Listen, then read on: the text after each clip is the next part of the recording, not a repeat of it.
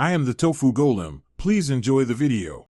In this video, I will explain how to play Asu with a touchpad. First, let's get your setup right. Find a comfortable finger for aiming. Usually your index finger works best. It's crucial to disable mouse acceleration in your operating system settings for consistent movement. Also, set your Windows mouse sensitivity to 6 out of 11. Finally, make sure your touchpad sensitivity is at its highest setting for responsiveness. Now, let's talk about actual gameplay techniques. You should use a high in-game sensitivity to achieve quick and accurate cursor movements across the screen. It's very important to avoid pressing down hard on the touchpad.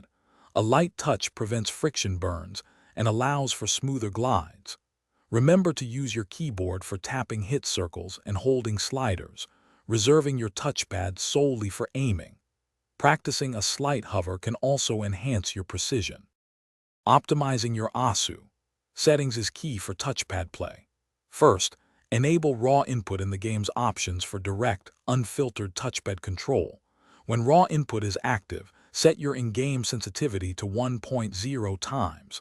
Adjust your system sensitivity instead if needed. Always play in full screen mode to reduce input lag and eliminate distractions.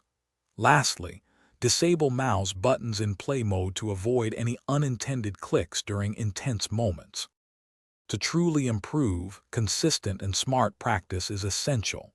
Begin with easier beat maps, perhaps 1 or 2 stars, and slowly increase the difficulty as your skills develop. Identify your weaknesses, whether it's jumps or streams, and dedicate practice to those specific areas.